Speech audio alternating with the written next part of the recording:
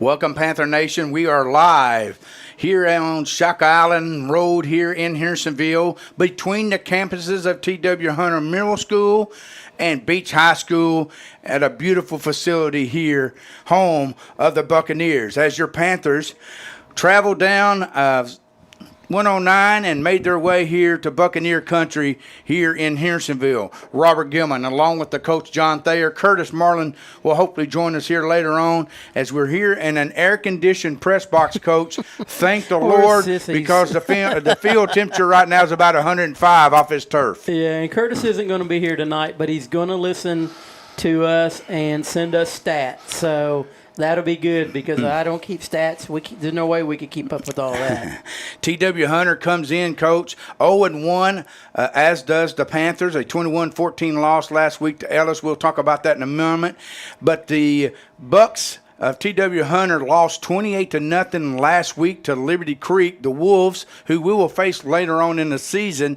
And just to speak volume of this program, the Bucks have won 4 straight county championships here in middle school football in Sumner County. Yeah, to be honest with you, I didn't know that. And I'm going to be honest with you anyway. I don't really keep up with the other middle school teams. I just try to keep up with ours. And luckily this year I only have one to keep up with. But that's pretty impressive, 4 in a row. We're going to see what we're made out of early, because when you win 4 in a row, that means you got a really good program. And if you got a really good program, then even if you're down a little bit on kids, you're still going to be competitive. Absolutely. After speaking with Coach Miguel, he said that the offense tonight for the Buccaneers will be mainly shotgun with split receivers, split backs. They do some passing. They do a lot of running, especially, Coach, to the wide side of the field. They love to run the football. So if the ball's on the hash mark on either side of the field, they're going to use the run 97% of the time to get to that wide side of the field. Sometimes that makes sense. Roger Perry kind of liked it the other way. So, we'll see how it all works out. I mean, what they do is obviously it looks like they got speed, and they try to stretch you as thin as you can get before they put their foot in the ground and go upfield. One of their key players on defense is number 31, Damari Williams. Speaking with Coach Miguel, he said this guy could be playing JV in the varsity level. That's how good of an athlete he is, Coach. Yeah, we'll see. Hopefully he won't be that good, but if he does, let's just put a helmet in him a couple times, and that'll slow him down. On the defensive side of the ball, 31 is a key factor also from the linebacker spot. But defensively, Coach, they're going to run a 4-4. That means they're going to have 8 men within that 10-yard distance of the football with a safety back and 2 corners. If you think about it, in middle school football, in most cases, it's probably smart until you can prove you can throw the ball. So that's what I would do, too. I'd load up and come with everybody. And if you do throw, I'm going to knock you in the mouth, and if you run, I'm going to have every lane filled. And just like Ellis, Coach, of last week, their linebackers are going to bring some pressure on the quarterback. They love to blitz their linebackers, Coach. Yeah, and that's exactly what I would do. When I line up with anybody, I'm coming with everything I got. See how you handle that.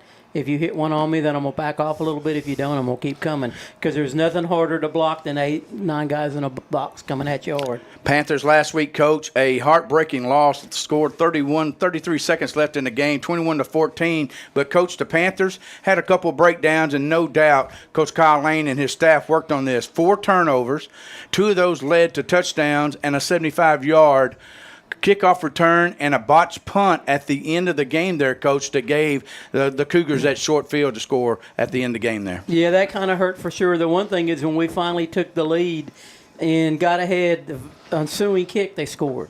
So you got all that momentum built up. You had a drive, you scored, and then in 24 seconds you give it all back up. And we were there to make the tackle, just didn't lock up like we needed to do. And then we put the ball on the ground just too many times. And anytime you cut your drive short like that, it's going to be trouble. But I'm proud of them. They fought hard. They were right there. Get rid of, one of the fumbles, take away. Maybe that's the difference in the ball game. So they had nothing to hang their heads about. And, you don't really get any quote preseason. You scrimmage a little bit, but it ain't really the same thing. That's right. And the first game or two, you're trying to learn what everybody's about. You're trying to find out who goes to war and who won't go to war with you. The one kid I was really impressed with was Colton Willoughby. I knew he was going to be a good ball player. He's one of my favorites just because he plays baseball for me too, but he really put on a show last week offensively and defensively. The head official, Dwayne Gross, a dear friend of mine, flipped a coin, and it looks like the Panthers will be receiving captains 19, 11, 99, I believe, and I'm looking for that other number out there, Coach. Yeah, I For our did too. Panthers. Probably 26 or 25, I think. Yes. So we that was Willoughby, as you made mention of. Number 19, Braylon Cherry, along with number 99, that is Maverick Martin, and number 26 for our Panthers is Mr. Jaden Shefke. So Yeah, the and it could have Panthers. been Markel Burnett, too. It's hard to tell those two numbers apart. It is. Especially up here. We're in a different county calling the game. Oh man, we're halfway up to the moon here, Coach. They're playing in New Shackle Island. We're calling the game in Old Shackle Island. Yes, sir. The Panthers line up. They're going to be wearing their white on white with purple trim, purple numbers, and white helmets with the running Panther on one side and a big Power P on the other, as the Bucks will be in their all blue pants, blue jerseys, orange numbers, orange helmets, blue and white trim. Coach, it should be a great night here in Buccaneer country here off Shock Island. It should. I'm going to click over to the video feed, hot mic, just to see if we got our video going. And we can talk and not talk. So right now, we don't. I'm going to hit refresh. And the Panthers are taking the field as we speak. And as while he is getting our feed going, just some games across the Sumner County area. Hawkins will be visiting Station Camp tonight. Knox Doss at Ellis. Schaefer will be visiting White House. And Liberty Creek taking on the Rams of Rucker Stewart. So that's your middle school matchup along with your Panthers taking on the T.W. Hunter Bucks here off of Shaka Island here tonight in the southern part of the county. The Buccaneers take the field. Panthers are across the way. And unfortunately for our Panther Nation across the way, Coach, the sun is definitely in their eyes. Yeah, and there we got video feed going on. And some good news. We got a little scoreboard going on tonight. The thing about the scoreboard now, it's not going to give us the running clock, so to speak, because we've only got 2 men doing this show. But it does give us the score as we go. Bear with us if we get out of whack just a little bit and forget to add it up. But I think it's a nice little deal. And if you notice, you can't see it from there, but we've got the little logos of each team on the right of their name. So good thing we got a feed going on. We're going to try to move it around as we can, the best we can. It's sometimes kind of difficult to do that while we're broadcasting, but I'm going to try to sink into it and at least keep it on that side of the field wherever the ball's going. Coach, just reminding our listeners out there, we are playing on this synthetic artificial turf.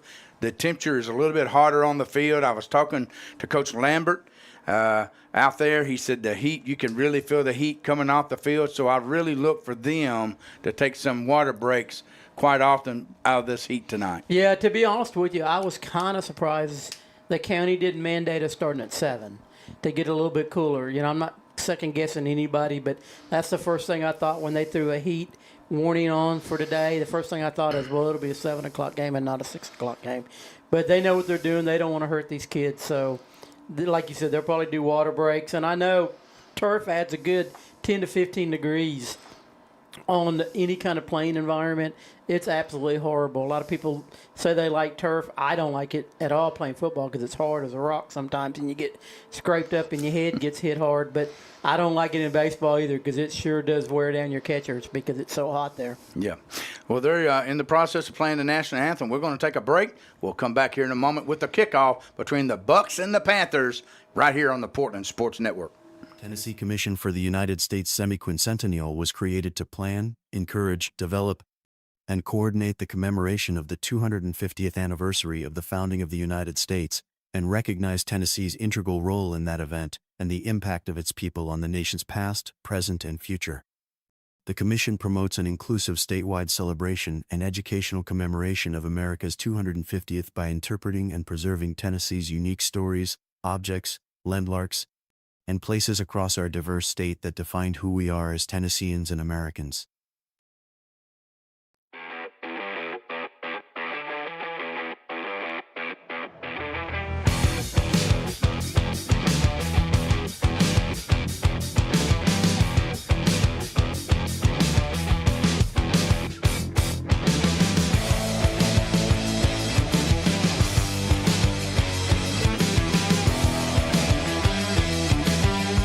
Guy on the far side over here.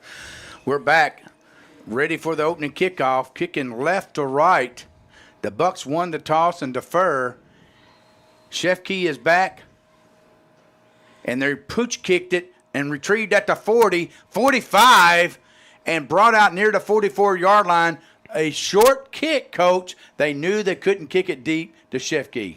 Yeah, and I think that was Weston Riggins, number 30, that caught that ball. He did a good job. You know, a lot of coaches want you to fair catch. He thought he could get some yards out of it. And his daddy's right. He has grown a lot since last baseball season. Yes, and so it's going to be 1st and 10 for your Panthers at the 44-yard line. Robert Gilman, along with the coach John Thayer, calling the action for you tonight here on the Portland Sports Network. Single wing to the right, I formation for your Panthers. Ooh, they got 9, 10 men in the box trying to stop the run, and we get a surge all the way out close to the 50-yard line, Coach. That was a really nice run, especially when they loaded the box up like that. Offensive line fired off the ball, and I believe that's 25 is our key runner, Markel Burnett. And nice push, nice run. They're giving him 7 on the play. Past the 50 to the 49-yard line. Here, opening quarter, opening action in the first possession tonight of the Portland Panthers. It's going to be interesting because they're loading up. Our strength, I think, is smash mouth in between the tackles football. They're making you not want to do that. The play again, past the 50 down to the close to a first down. We're going to call it the 47-yard line, Coach. 3rd and short. Good third down drive right here for the Panthers. Well, to be honest with you, that was an unbelievable run because right when he got the ball, there was somebody knifing through. They tried to strip the ball away from him. He didn't let that happen, and he lowered his shoulder and really got some good yardage. It could have been a nasty play right off the bat. And as we're talking, Coach, they have 10 men within 7 yards of the football because they know the Panthers got an outstanding running game. And they know we're not going to throw, or at least they don't think we're going to throw. So it's 3rd down and 1, opening possession for the Panthers. Wing to the right. Double wing set, Quarterback on the keep, and he's got the lunge, and he's past the first down marker. It's 1st and 10 at the 45 at the 6:46 mark.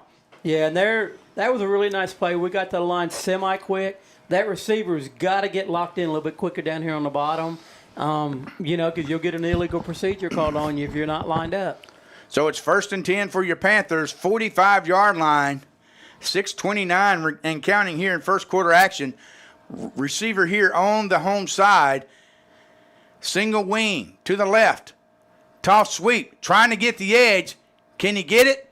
No. Oh, he's on his feet, but brought down, and a loss of about 7 on the play, Coach.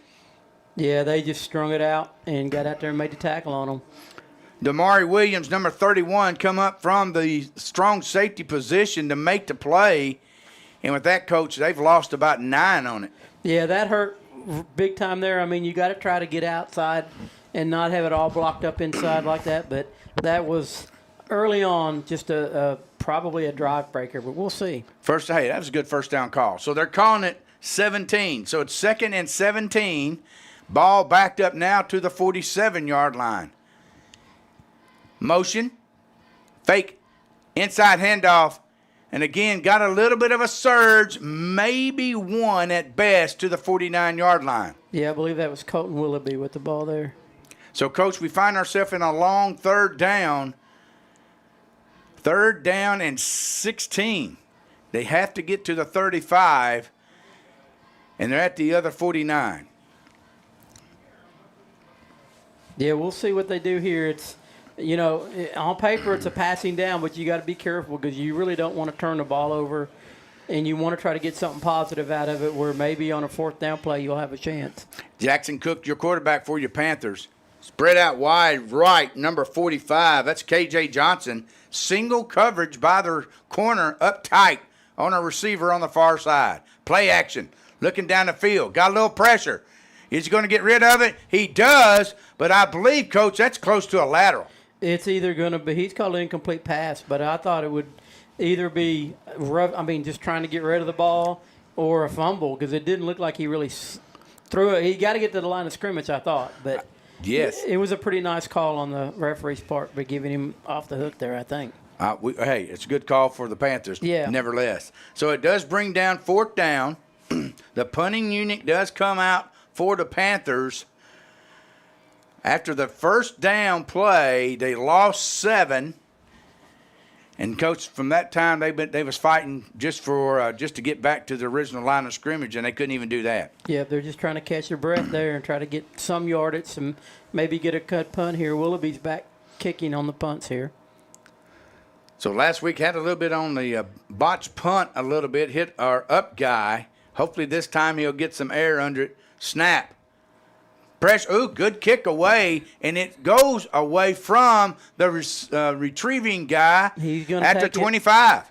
He's got some real estate out here on the back on this side. Yeah, he's scoring. And he's got 4 or 5 guys out front. Oh, There's a block, and it's going to be called back. I think that was what you call a crackback block there, Coach. And our guy, he scored a touchdown, ladies and gentlemen, but it will be brought back.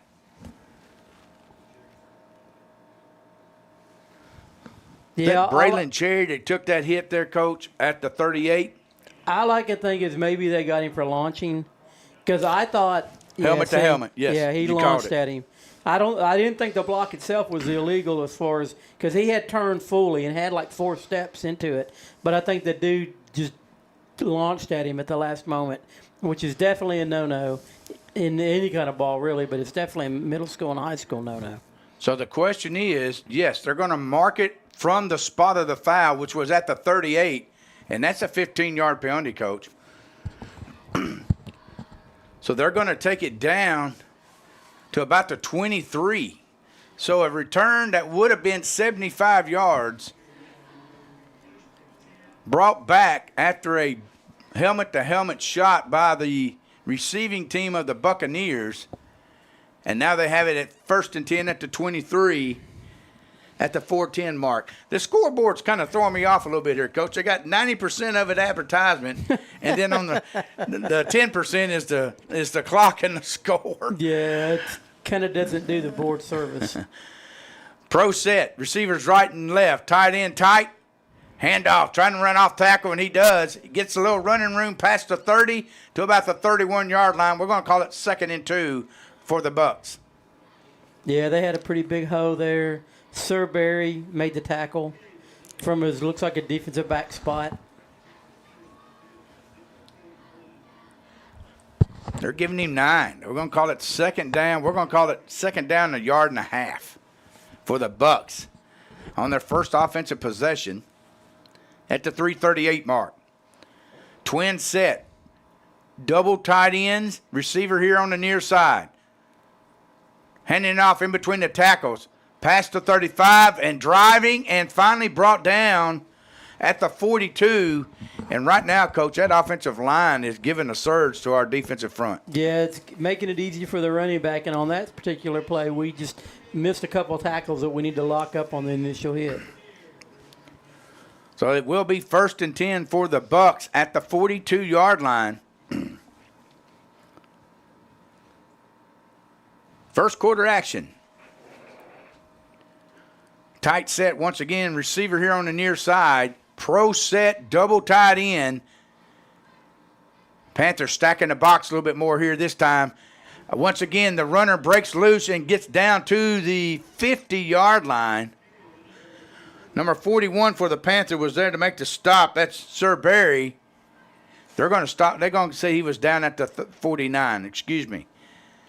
Another gain of 7.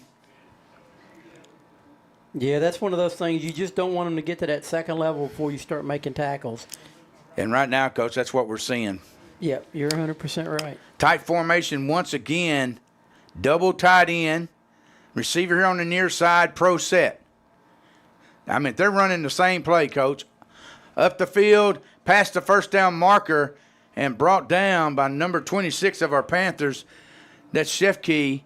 But it's enough for a first down. Coach, they've gone to the well 3 straight times with the same play off between the tackle and the guard.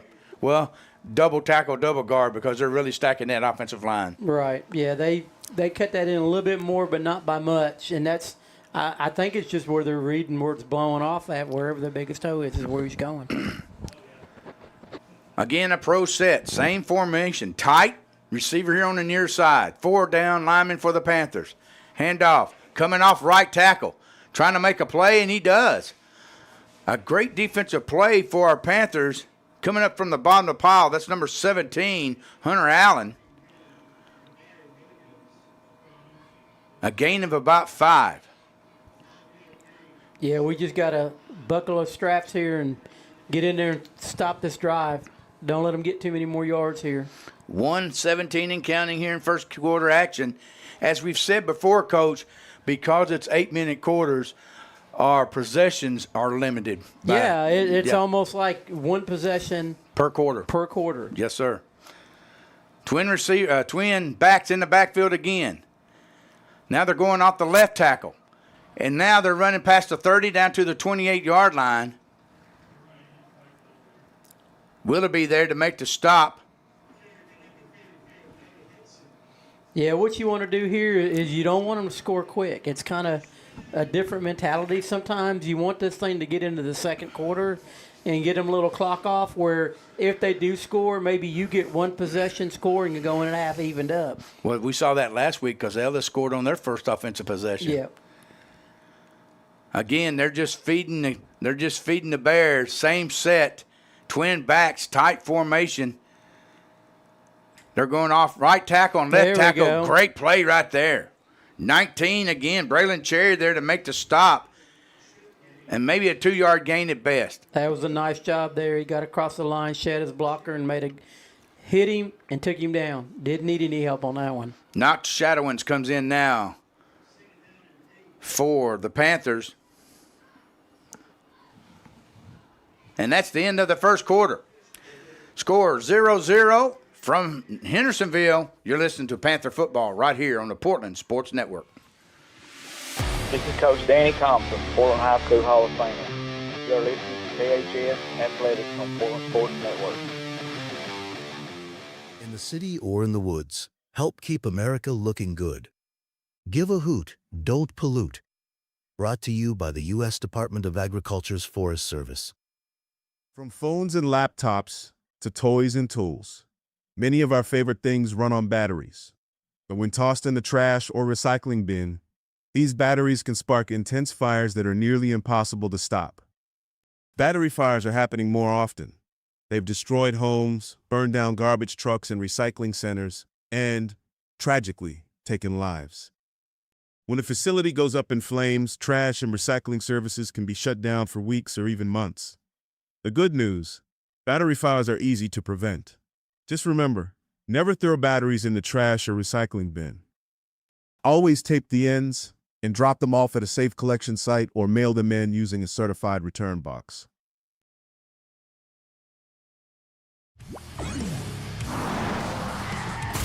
Game world or real world, seatbelts save lives.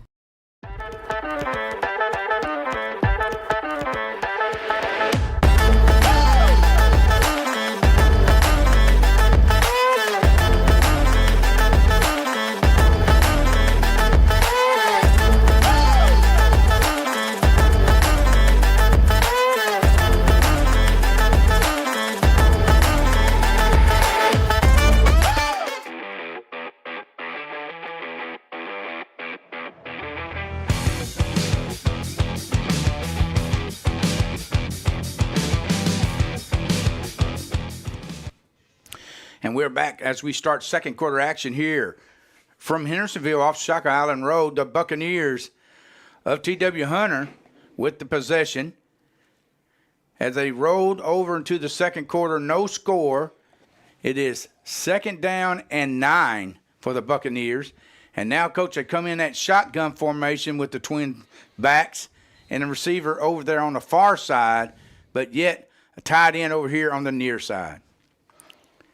Yeah, we need to hold Snap. him out of this end zone here. Quarterback bobbled the ball, looked down the field. If we'd have turned around, we could have possibly intercepted that. We kind of tripped a little bit. But, Coach, at the end of the day, I like this 3rd down and 9 setup for our defense. I do too. And like I said, they're going to probably go for it. Let's just make them have a 4th and 9 and not a 4th and 2. So the Buccaneers, 3rd down. Or 4th and 8, excuse me. Yep. They're saying second, but it's the 3rd. Yep. it 3rd is. down. We're right, Coach. We are good, man. 3rd down. Pro set again. Tight, double tight end set. Receiver on the far side. They're going off tackle, and that's been their bread and butter thus far. And finally brought down, depending on how the body fell on the turf, I think it's a yard short. we're going to call it 4th and 1. They really like that off-tackle run right there, Coach, with that tight set. And they keep doing it, which that's what you do. If it's working, do it until somebody stops you. I know it doesn't look all that good on paper, like, well, you're not very creative. Well, yeah, you are, because you keep getting yours. Hey, and that's the name of the game. Yeah, it is.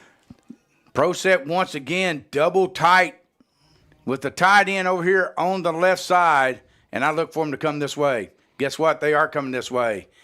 We hit him right at the 1st down marker, but he was able to lunge forward to the 16-yard line. So it's going to be 1st and 10 in the red zone for the Bucs. And Corbin Welch was in there on that tackle.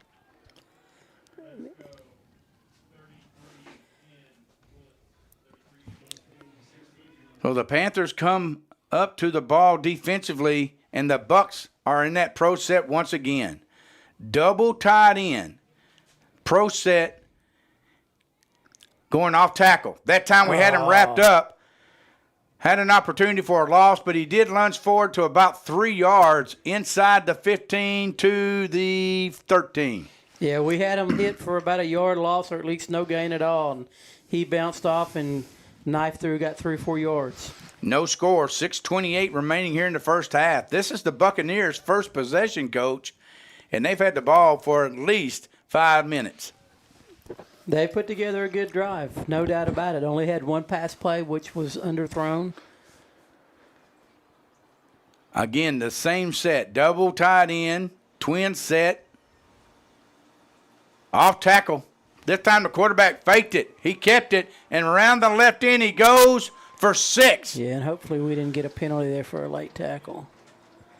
What a play call. Number 5, that's Miles Sadler, the quarterback for the Bucs, faked it off tackle because that's where they've been going all night, right or left, and took it around the left side for the touchdown. Yeah, it's a tough play. That right end, though, since the fake was towards his left, he can't bite on that. He's got to honor the ball coming out on his outside. So they're going to go for 2 here. So they're going for 2 after the 13-yard run by the quarterback, and they're running it off tackle, and they get far and wide and bounce it out and make it. So, with that being said, at the 5:58 mark here in second quarter action, the Bucs take an 8-0 lead. We'll be back right after this. Graphic Obsessions on Main is your Portland Panther football headquarters for Panther apparel. Don't see it in your size? Just ask, and we'll print it on your size in minutes. From t-shirts and caps to hoodies and more, Graphic Obsessions on Main has what you need to support the Panther football season. Stop in today or visit our Facebook page. Graphic Obsessions on Main in Portland. Touchdown! Open Tuesday through Friday 9 to 5 and Saturdays 9:30 to 3. Hey, this is Chris Rippey, 1997 graduate and Portland High School Hall of Famer. You are listening to PHS Football on Portland Sports Network. Join us Saturdays from 9 a.m. to 11 a.m. for Off the Rails, brought to you by Portland Sports Network's YouTube channel. Hosted by Coach Miguel Almendarez, Kyle Eden, and Coach John Thayer. We talk about local high school sports, as well as other local and college sports, and any other subject that might come up. Tune in and join in on the conversation. Off the Rails.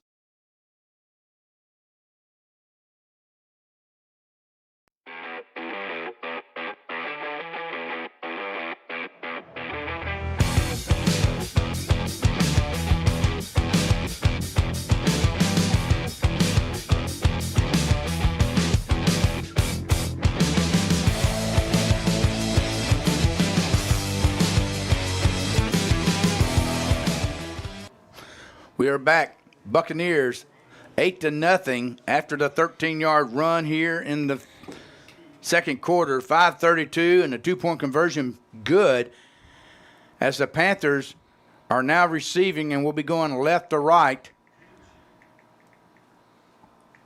waiting on the kick.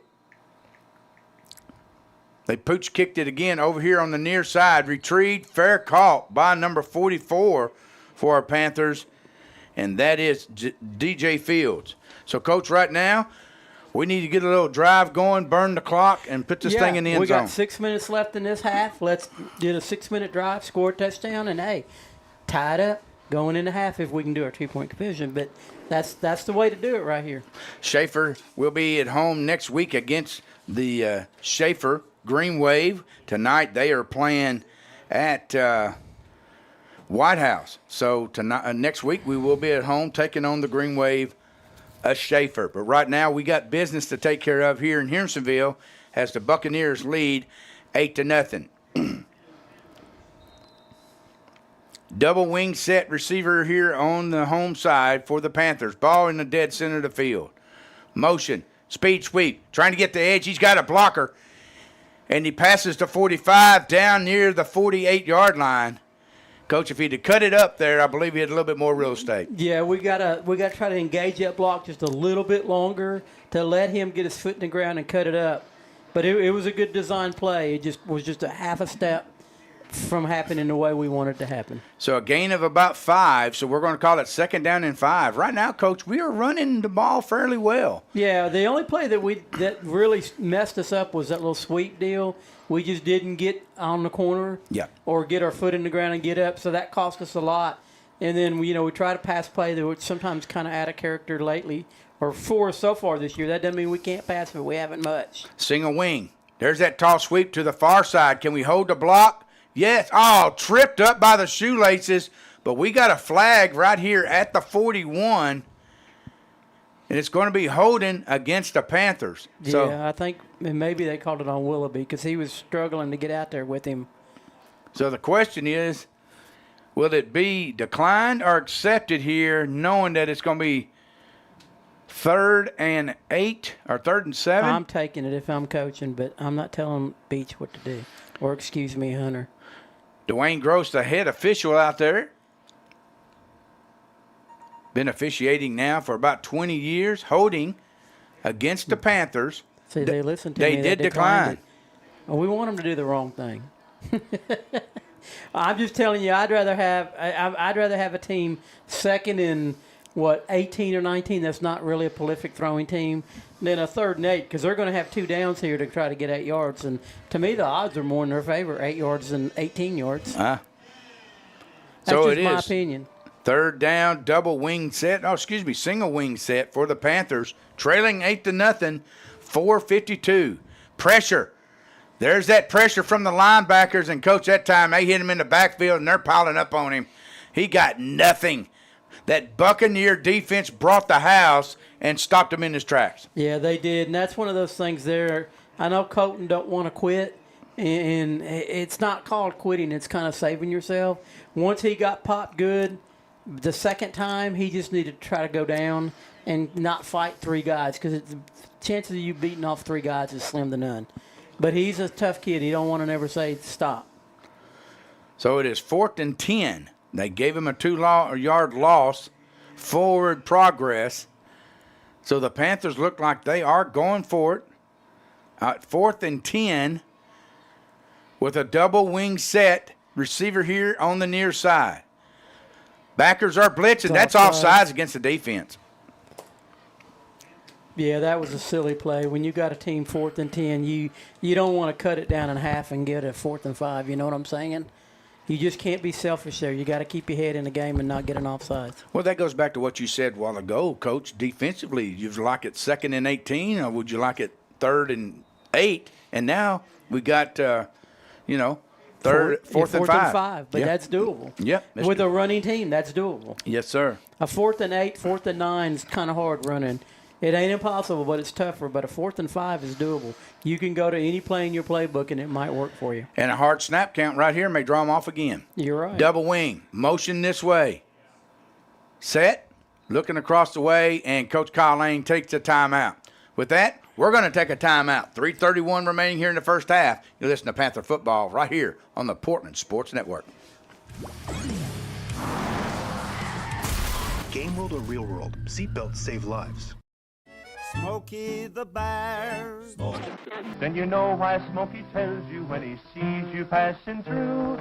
Remember, please be careful, it's the least that you can do. What you desire, don't play with matches, don't play with fire. After 80 years of learning his wildfire prevention tips, Smokey Bear lives within us all. Learn more at SmokeyBear.com, and remember, only you can prevent wildfires. Brought to you by the USDA Forest Service, your state forester, and the Ad Council. This is Portland High School Hall of Famer Philip Gunner Thayer. You are listening to PHS Athletics on Portland Sports Network.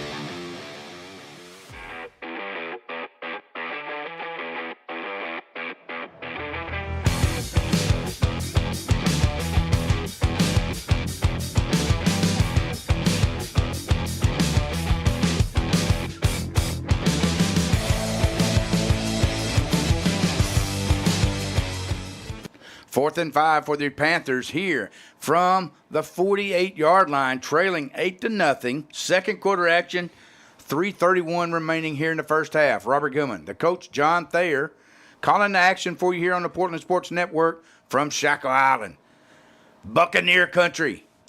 And right now we're waiting on this first down play.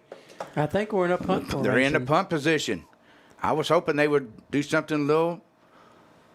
Oh, kick is away. Retrieved at the 25, 30, 35, 40, and brought down finally near the 47-yard line. Coach, once again, a little hesitation on our special teams unit. Yeah, it was, and that kind of ended up being, about a positive or 4-yard differential on the kick as opposed to going for it. So, anyway, their chain gang guys got to do a better job of getting that thing down, though. That hurts when you run into those things. Yes, it I does. know they're a lot softer than they used to be, but they're not that soft. He's got to do a good job of clearing that and not letting – and their player was the one who got tangled up in it. So they spotting the ball. Oh, we got a flag against the Bucs on the receiving team. And, Coach, that's twice. 2 good returns for the Bucs on their special teams unit are being called back. Yeah, and one of them would have been a touchdown. So, marked all the way back now to the 32-yard line. 3:19. This is where that Panther defense needs to show up and show out and go into half only down 8. Yeah, for sure. We don't need them to let a little score here. And, I mean, it's not impossible to come back, but when you're a running team and the possessions are so few, you don't want to go in 2 scores down at half. We got 2 receivers over here. One of them not even covered here on the near side. I'm hoping this slot guy will pop out. And we got pandemonium everywhere. Did we jump off sides? I don't think we did. You're right. They called offsides on us. Well, I thought our guy was lined up in the neutral zone on that far side over there, which is the visitor side, where our Panthers are lined up. And, Coach, we do not need to give them any more yards. No, you're right. A 1st and 5 ain't going to work out good for you. So the Panthers, first penalty of the night. Snap. I thought they started a little quick. Quarterback's keeping it, trying to find the edge. Rumbles and tumbles and gets down near the 40. So we're going to call that a 2.5-yard gain. So it's going to be 2nd and about 3.5. They didn't even start the clock at 3:08. So somebody's called a timeout. Buccaneers have. So, Coach, we're going to keep it right here. Next week, we'll be at home against the Schaefer Green Wave, there from Memorial Field, Edgar Johnson Stadium. And remind our listeners that Friday night, the Jamboree will be there at Memorial Field, Edgar Johnson Stadium.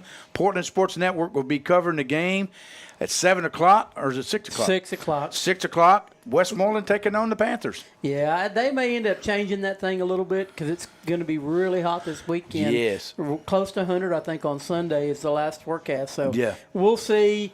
I know Westmoreland's got quite a few injuries going on, so it's going to be a scaled-down jamboree, so to speak. But you're still going to get a good chance to see the kids play. And I'm sure they'll probably play it as a scrimmage, kind of where the JV will get a quarter and maybe the freshman will get a quarter. I don't know that for sure, but we'll see. But you definitely come out, support the group, get them fired up for the week. They got White House the following week away. Yes. So that'll be a good send-off for them, letting them know the community is behind them 100%. So the Jamboree Friday night, Memorial Field, Edgar Johnson Stadium. As of right now, it is scheduled for 6. But if we hear anything different from the weather, we'll bring that information on to you. Double tight end set. Off tackle run again off that right side and brought down close, if not past the first down marker. It is a first down. They're a yard past it for sure. We need to keep an eye on this clock guy because, like you said a minute ago, I don't think they even started it. So you don't need too many of those. That'll really stretch the drive time for you. Absolutely. So the clock is running at 2:49. Both teams have 2 timeouts remaining. Buccaneers lead 8-0.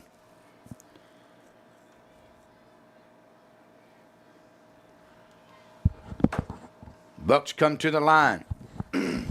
They have found something with that pro set backfield tight formation from the 43. Snap. Handoff. Off right tackle again and finally brought down at the 49. A surge of about 6 there, Coach. Yeah, we're just not getting what we need to do on the edge. We were on the edge, but we had a chance to come down and make the tackle and just was a step behind getting there. 2:07 and counting. Again, both teams have 2 timeouts. The Bucks lead 8-0 from Shackle Island. A beautiful night as long as you're in the press box with air conditioning. Yeah, it's a beautiful night if you're looking out the window or you're on the back porch with the fan going on. Double tight end set, tight again. Toss sweep to the right side. He's got a little real estate unless we make a tackle, and we do at the 48-yard line. We're going to call it 2nd or 3rd down and 2. Yeah, we did a good job of turning that in and getting a tackle on him. He didn't look like he liked contact a whole lot on that. He was tippy-toeing, but he shot the hole, and 3rd down and 1, and we got a whistle. We got an official timeout. I think we got an injured player. Yeah, Josiah Belfield got up a little limpy. They're giving him time to get off the field. Coach Lane meets him there at the yard marker. Like you said, Coach, he's a little limpy over there. It can get tough down there in the trenches. People are coming at you a lot of different ways. All right.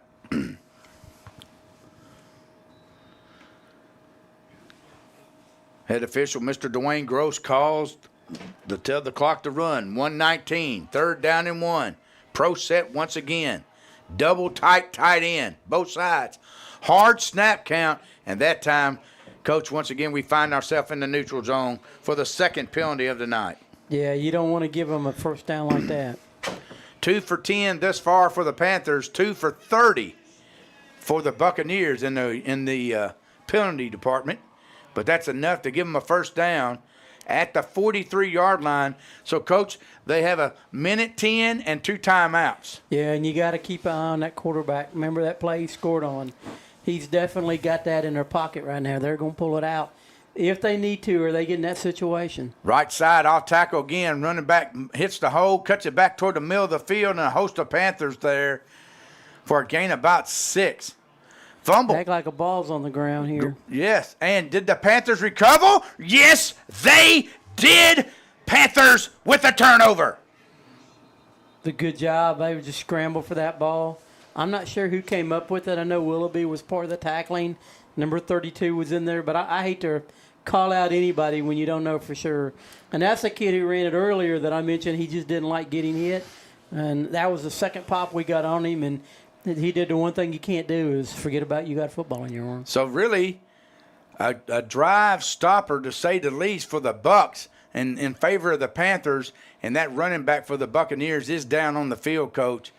And everybody's taking a knee right now. He took a pop. He turned while he was running, and when somebody's holding an ankle in that process, very well could have twisted an ankle or something, or a knee. Yeah, he could have. I think he'll probably be Well, they're okay. looking at it as we're speaking. They're looking at the knee or ankle right now, Coach. We're going to take a timeout. Injury timeout on the field. You're listening to Panther Football on the Portland Sports Network. Nobody had to tell your grandparents not to drive while using their typewriters. Why should it be any different for us kids and our cell phones? Distracted driving was the cause of more than 3,000 deaths in 2022. Come on, we're smarter than this. Let's put down the phones and focus on the roads. Drive safe, everybody. Don't drive distracted. A message brought to you by the National Highway Traffic Safety Administration, Project Yellow Light, and the Ad Council. Hear that? That's the sound of your life. But every time you drive after drinking, the music gets drowned out. Buzz driving is drunk driving.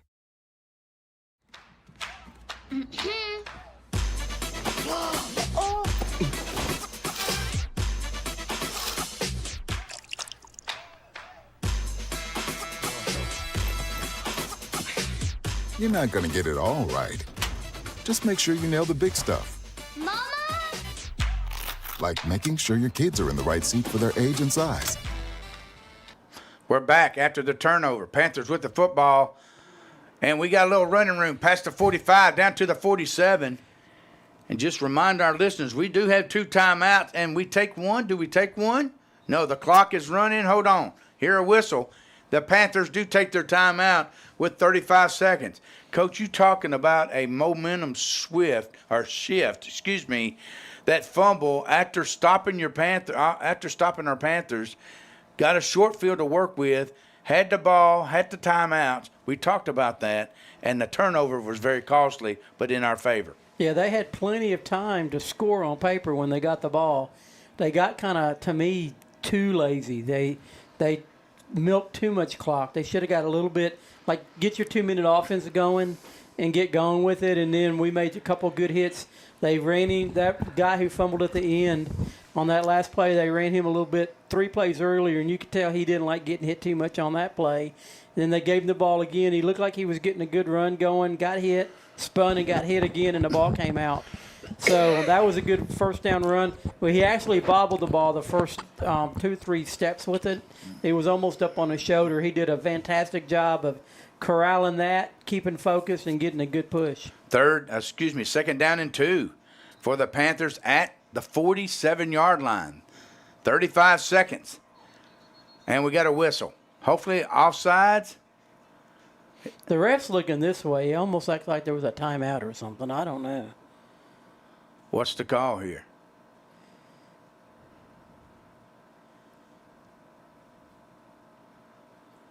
They're replacing the ball. Yeah, I'm going to be kind of aggravated here. Like, what? Why did you stop my play? Right in the middle of the play, and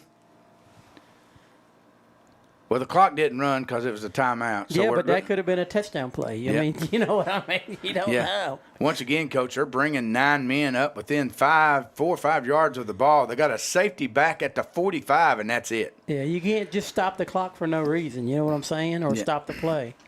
So now we're going to a I formation wing to the left for the Panthers. Snap. Handoff.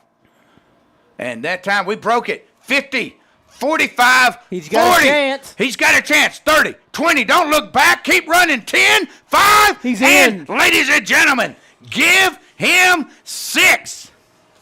The Panthers have struck back with 23 seconds left. That was a great run. He 53 yards, Coach. Yeah, I had 55. 53 is probably right. I don't know. I didn't keep up with it. But he did a great job of kicking out because at first it just looked like he was just going to get to the sideline and maybe get tackled. Then he just put on a little burst. Then they looked like they were coming to get him, and he put on a second burst. So that was a beautiful run, no doubt about it. And it's Markel Burnett. He's done a great job running the ball tonight. That was extremely impressive. Now we got to punch it in here and get 2 points. And, Coach, a costly turnover by the Bucks cost them 6 points. And hopefully here 8. Handoff. Got a little run. Can you get the surge? No. The PAT is no good. And that makes your score 8-6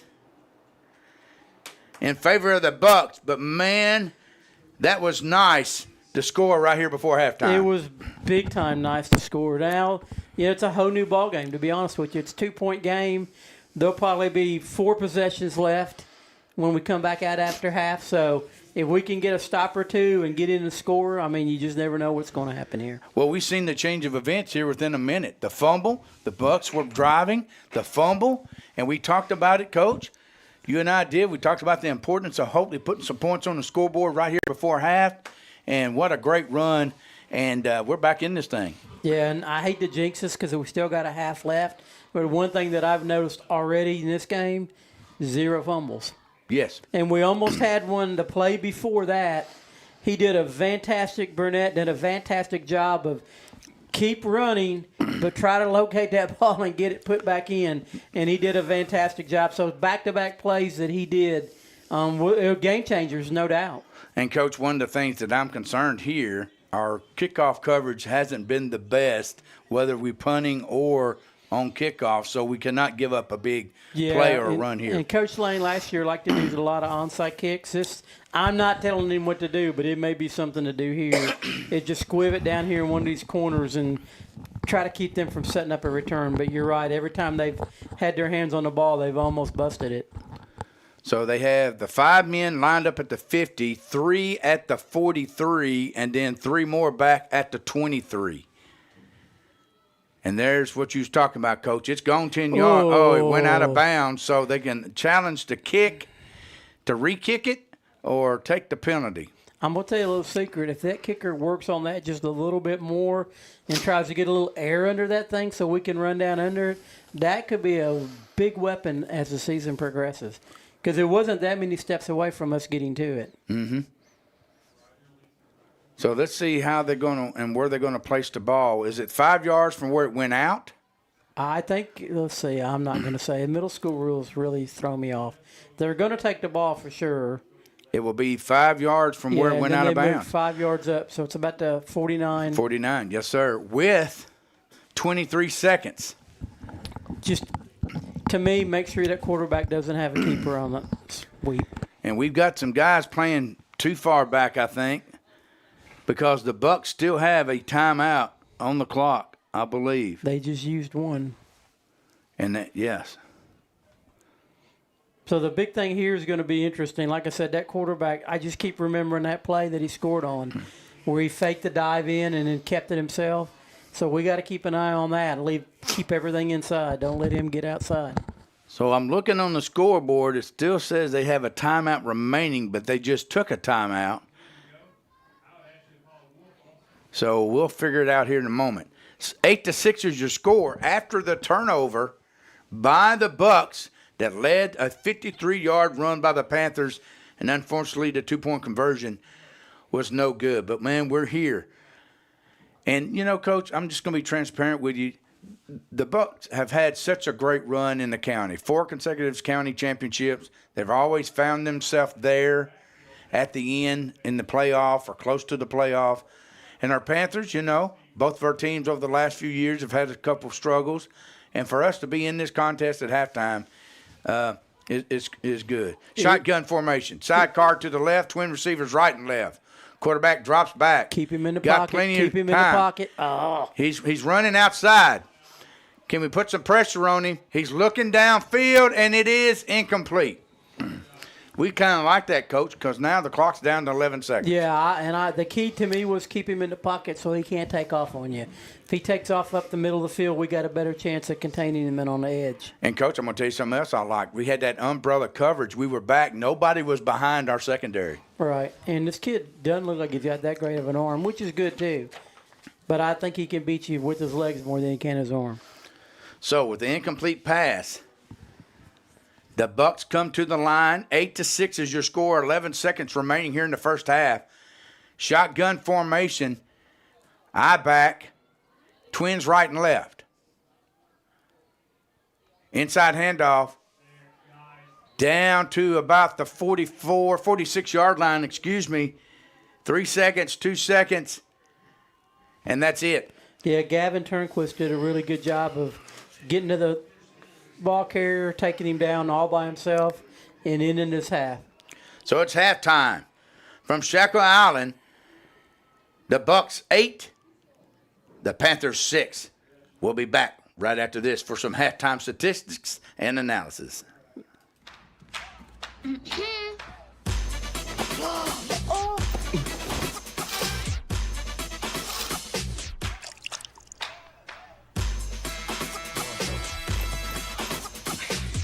not going to get it all right.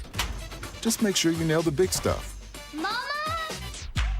Like making sure your kids are in the right seat for their age and size. Get it right at nhtsa.gov/the right seat.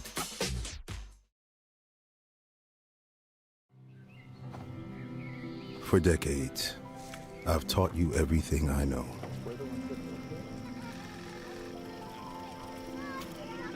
How to safely build a fire.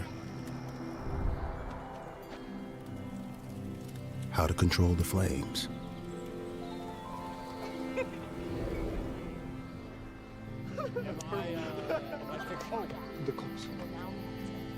What to do with hot coals.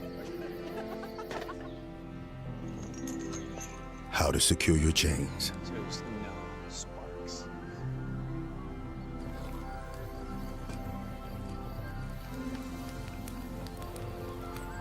But I can only teach wildfire prevention. Only you can prevent wildfires.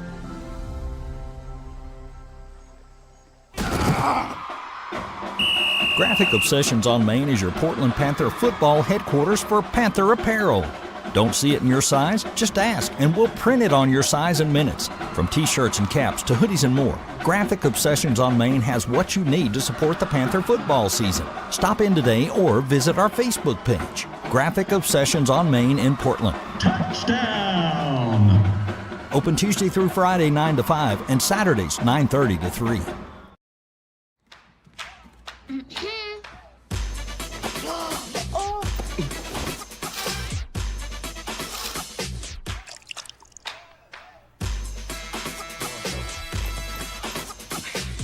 You're not going to get it all right.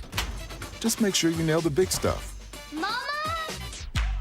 Like making sure your kids are in the right seat for their age and size.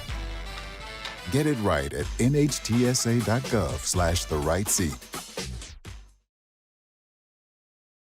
Hear that? That's the sound of your life. But every time you drive after drinking, the music gets drowned out. Buzz driving is drunk driving. Nobody had to tell your grandparents not to drive while using their typewriters. Why should it be any different for us kids and our cell phones? Distracted driving was the cause of more than 3,000 deaths in 2022. Come on, we're smarter than this. Let's put down the phones and focus on the roads. Drive safe, everybody. Don't drive distracted.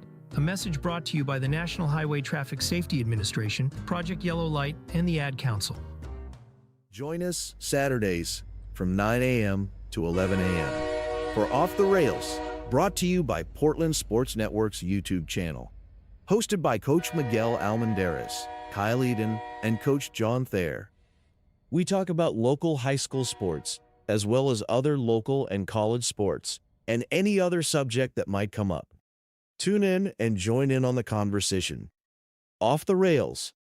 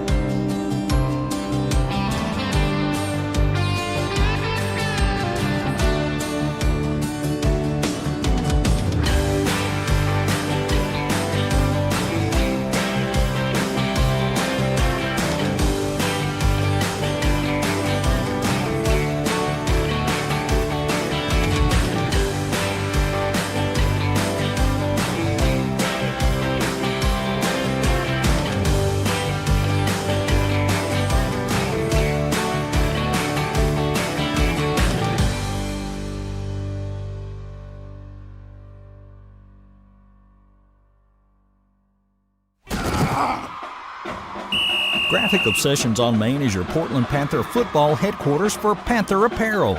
Don't see it in your size? Just ask, and we'll print it on your size in minutes. From t-shirts and caps to hoodies and more, Graphic Obsessions on Main has what you need to support the Panther football season. Stop in today or visit our Facebook page. Graphic Obsessions on Main in Portland. Touchdown!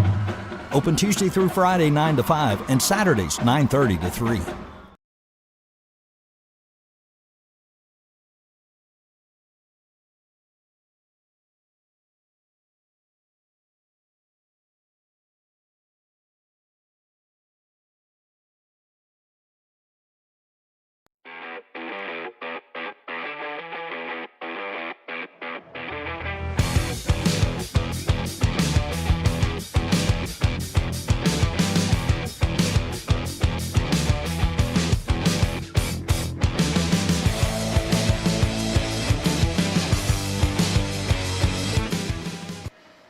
Eight to 6 is your score in favor of the Bucks here off of Shaka Island here on the campus.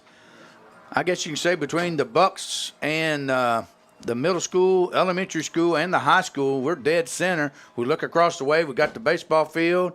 On the other side of that, Coach, you got the soccer field. A lot of moving parts up here. Yeah, and the softball field. Did you say that already? Yes. Okay. Yeah. It's all here. You can see it all. Sitting up here. It's pretty nice little setup here down here on Shaka Island. 8 to 6 your score, Coach. No scoring in the first quarter. Panthers received the kickoff, went down, punted, held the Bucks. Well, actually, the Bucks just ran the clock out until 5:32 remaining in the first half. 13-yard run by the quarterback on the quarterback keeper. The PAT was good, so with 5:32 left in the first half, the Bucks were up 8-0. A change of events happened. The Panthers gave the ball back to the Bucks off a punt.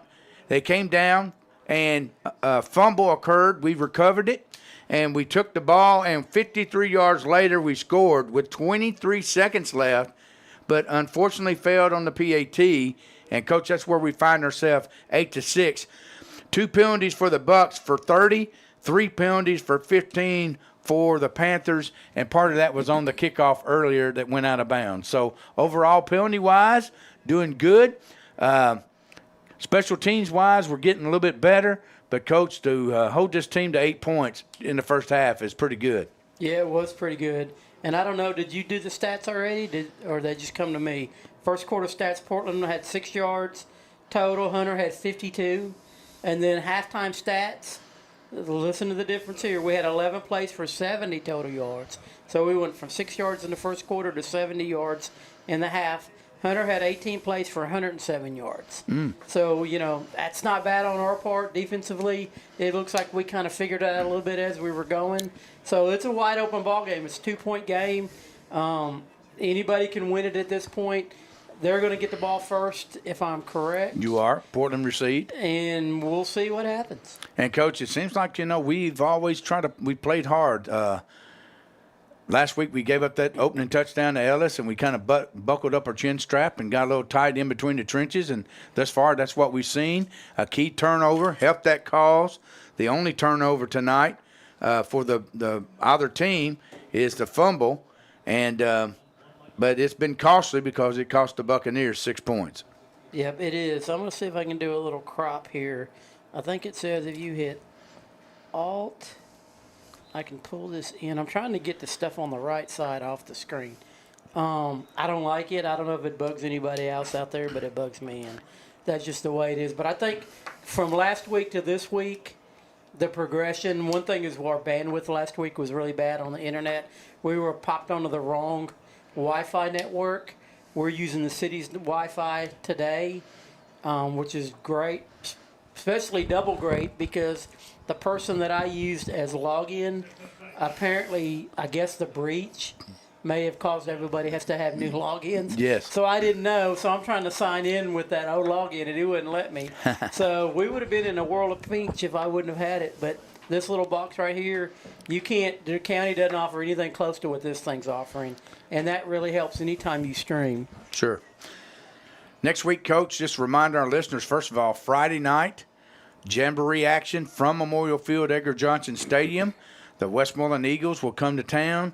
Right now, it is scheduled for 6 o'clock, but due to the high temperatures that are coming in for the weekend, that game could be, listen to me well, could be moved to another time slot around the 7 o'clock hour just to help cool things down a little bit, which it would cool down a little bit when that sun goes down.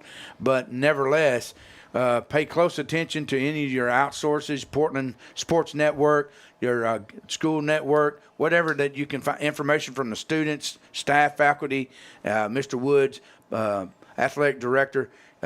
You can see and get that information online. So please, if you have any questions, call the school and ask. So Jamboree Friday night, Off the Rails on Saturday. And, Coach, next Friday night, it's real. The high school team tees off at White House a week from Friday night. Yes, it's definitely real. All right, I think I got that thing cropped off there. And let me just say this, too. The Thursday night prior to the White House game, excuse me, I'm wrong. The Thursday night prior to the first home game against Liberty Creek. Right. They are having a block party. It's the last Music on Main.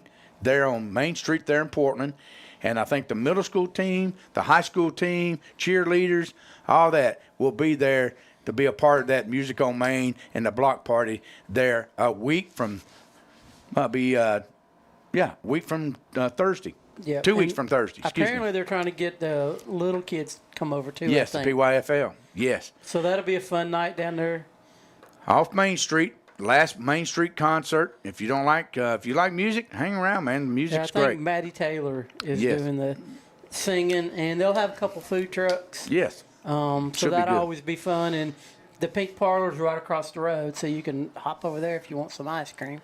So the kick is away. Panthers kick it from right to left. Trouble picking the ball up, and they do at the 20. Don't over pursue, and he tripped over his own feet, and he drops there near the 28, 29-yard line, and that's where the Bucks will take possession. That was number 31, Damari Williams, on the return. Yeah, good coverage on our part. That's not bad at all for middle school, starting right there at the 29-yard line. Take it any day of the week. So the Panthers defense comes out.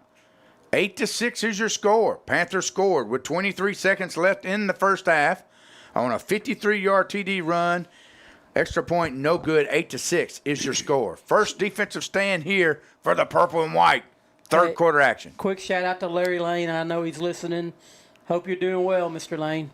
Tight formation once again with that pro set. Receiver here on the near side. Backers moving up.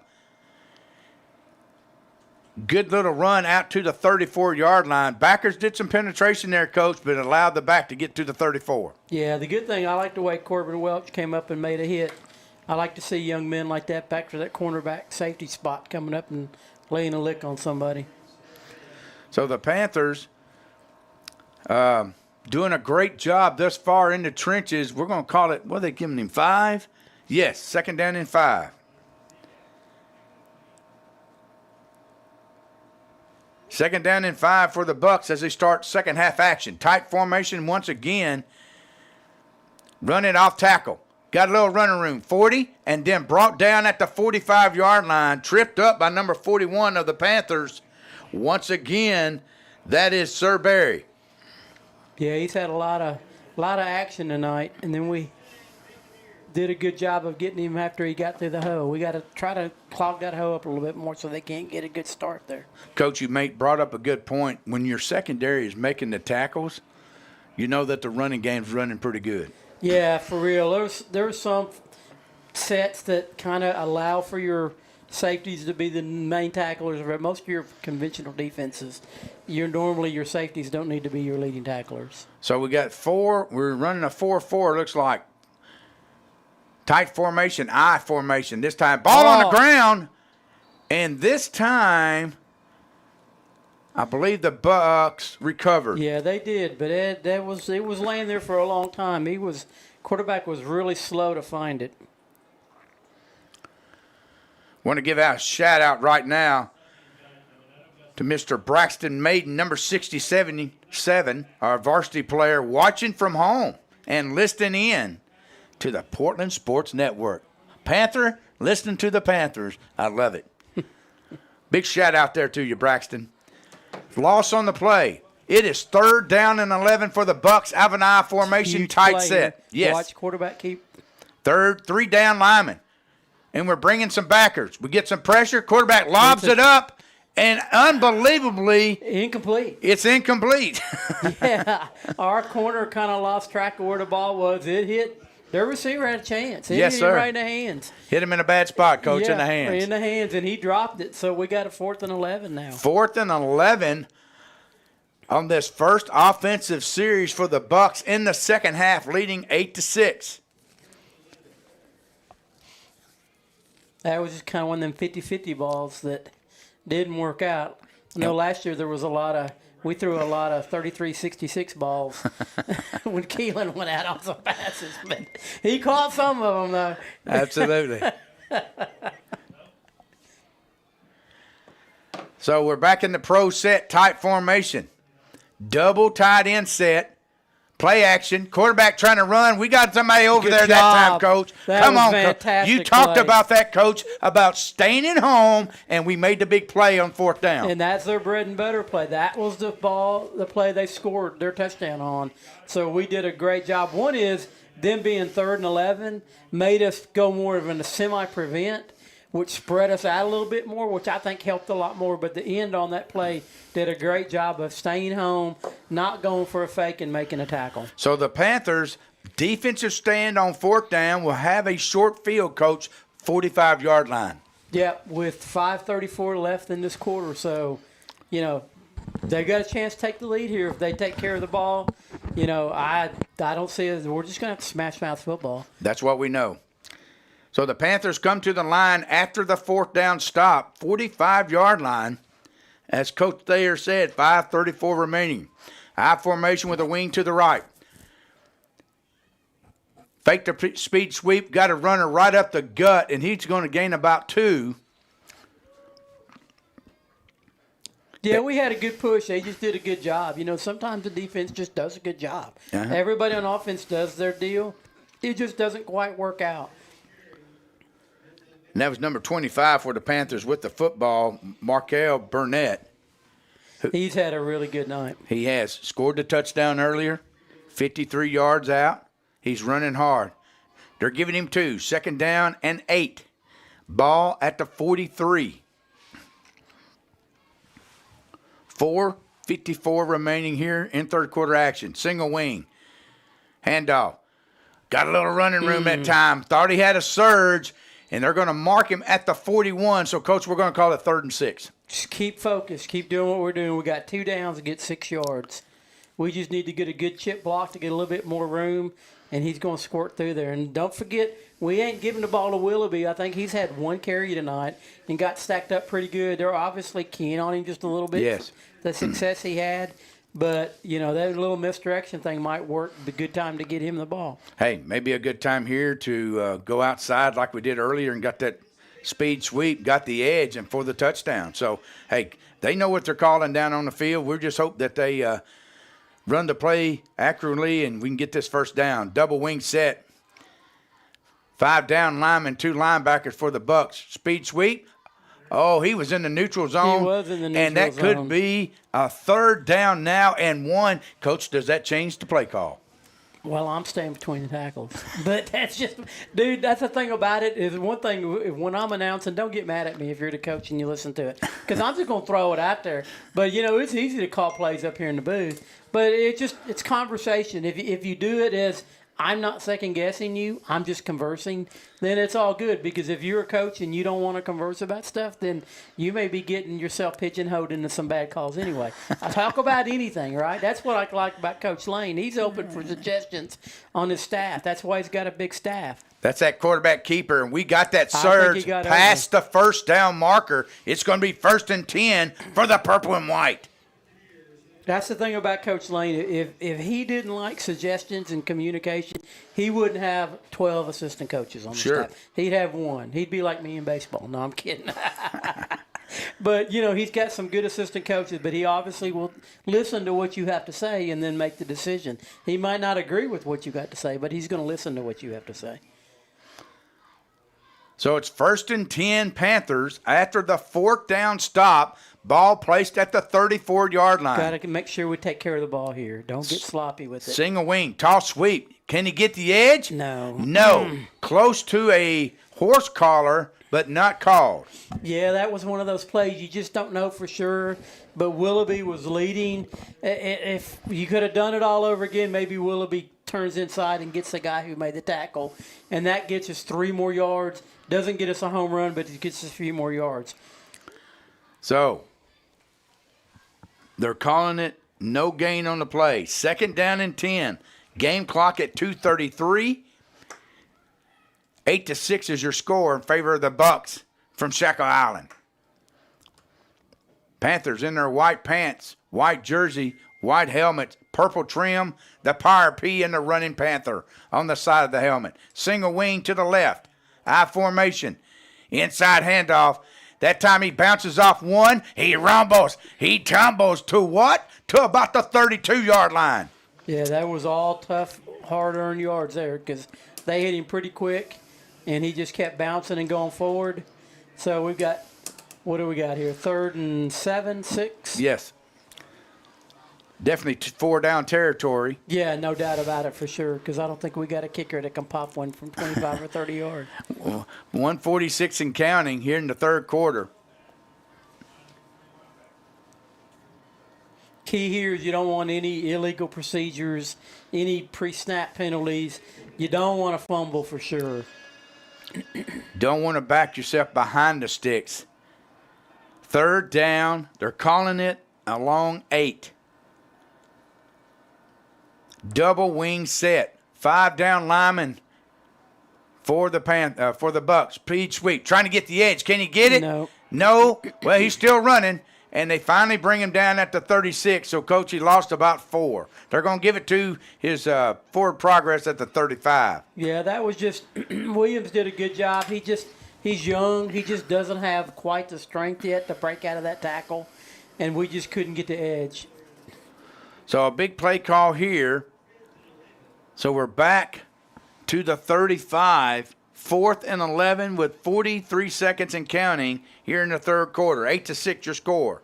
Now, you definitely want to try to get a first down here, but what you don't want is if you decide to pass the ball, you don't want to sack, you don't want to strip, you don't want to turn over. Yeah, turnover and downs is inevitable if you don't get a first down, but you don't want to give them any free yardage on the deal. Absolutely. Single wing once again, I formation. Play action. Looking down the field. We got a receiver. It is intercepted. I thought he stepped out right there. And right now he's running down the sideline. He's still running. We need to tackle, not just hit him. And he's going the distance, ladies and gentlemen, from the 23 to the end zone. 77 yards. Interception return for the Bucks. Yeah, sorry I didn't follow it through. I was too busy trying to coach and announce at the same time. That's exactly what you didn't want to happen for sure is a turnover that leads to a touchdown. But you know what? You got to go for it. You got to try to get the yards. If you're in this game to try to win it, you're not in this game just to be happy to be close. So it was a play that just needed to be happen. Some of our tackling I didn't like. It looked like we were tackling on the back side of the guy instead of getting to the front side of him to make the hit. And he was coming up the sideline, so you got the sideline. All you got to do is bump him, and he's going to go out. Well, we saw that they were trying to bump him out, but they bumped his back. From the backside, Yeah. as you called. And unfortunately, we just spoke before he threw the pass. We don't want a big play that's going to give up a big play from the defense. And we got a soccer ball rolling out on the field somehow or another. But nevertheless, the Bucks do score with no time left here in the 3rd quarter, waiting on the PAT. Yeah, I think one of their guys were down here on the sideline. Coach Lane came over and checked on him. 77-yard on the lone turnover thus far for the Panthers, and it has been costly as an interception ends the 3rd quarter, but the Bucks extend the lead now 14-6 with the PAT to come. Yeah, maybe we can stop this PAT and keep it a one-score ball game. It's going to be very important that we do. Reminding our listeners, next Tuesday night, Panthers will be at home taking on the Green Wave of Schaefer Kickoff at 6 o'clock from Memorial Field, Edgar Johnson Stadium. Friday night high school jamboree action. A lot of jamborees taking place across the mid-state. And one of those will take place from Memorial Field, Edgar Johnson Stadium as the Eagles of Westmoreland make the trip to Strawberry Country. Stay tuned for a potential time change due to the extreme heat next Friday night. It's scheduled for 6 o'clock, but that time could be changed due to the extreme heat. So please, just be aware next Friday to pay close attention to Facebook. If you need to call the high school, talk to a player, cheerleader, to get that information for sure. Yeah, definitely come out. Let's get this thing going on a positive note. Having a good crowd on Jamboree is not going to take your whole night up. Come over to the football game, get done, go eat somewhere in town, and just show the kids that you're going to be there to support them. So the Bucks line up in that tight formation, pro set with the receiver here on the near side for the PAT. Snap. I thought our back moved a little quick, and we stopped them.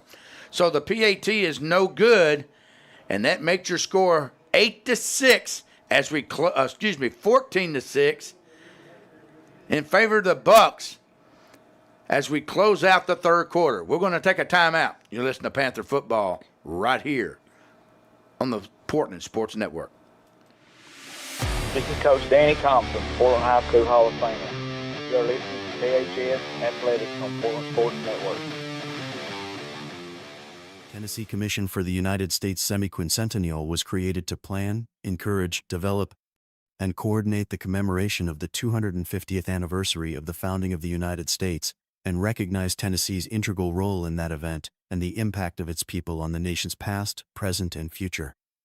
The Commission promotes an inclusive statewide celebration and educational commemoration of America's 250th by interpreting and preserving Tennessee's unique stories, objects, landmarks, and places across our diverse state that defined who we are as Tennesseans and Americans. In the city or in the woods, help keep America looking good. Give a hoot, don't pollute. Brought to you by the U.S. Department of Agriculture's Forest Service.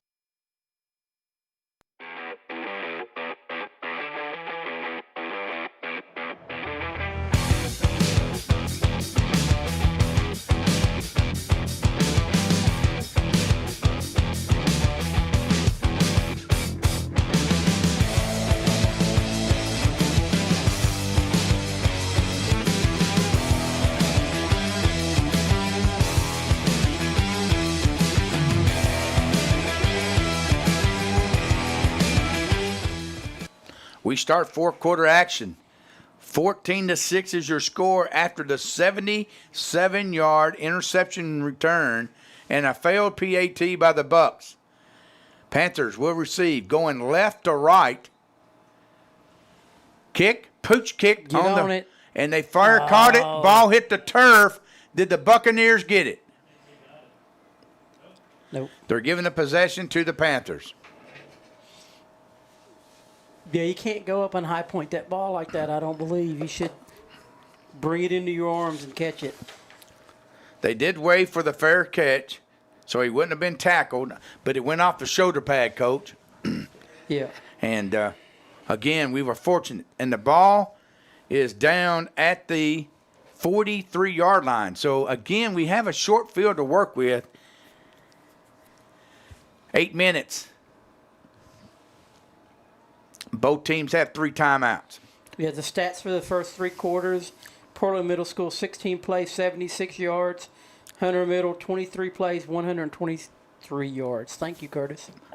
I formation handoff, trying to get a little running room, and he might have got a half a yard at best. Slung down by one of their big linebackers. Number 67, that's Ben Jackson. Yeah, these guys, dude, were a touchdown and an extra point away, 2-point conversion away, right? Yes. We act like we're down by 2 touchdowns by the offensive line right then. Somebody needs to get in their face and say, look, guys, let's put a drive together here and go tie this ball game up. And do they do overtime in middle school? Yes. and win this thing in overtime. They played 4 downs from the 10-yard line just like they do in the high school level. Single wing to the right. I formation. Handoff off the left tackle and maybe a gain of a yard. They're going to mark it at the 45, so we're going to call it 3rd and 8. Yeah, that was a pretty – I'm not complaining, but I am complaining. He got hit right there at the 45-yard line, and he went down back at the 39-yard line. If you're blowing the whistles, you got to let go sooner or later. He should not have been down on the ground there. They should have let go before he hit the ground. Number 11, Charlie Mitchell on the defensive side of the ball making the stop.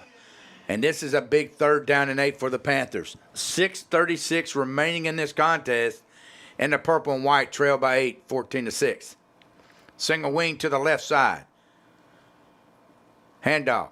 Trying to get the edge, and he's found a little running room. Is he going to be close? He's going to be knocked out of bounds near the 50. So, Coach, we got a short yard on 4th. We're going to call it 4th and 3. Yeah, we did a good job there of making sure they couldn't set the edge, and we just kept outside and got some good yardage there.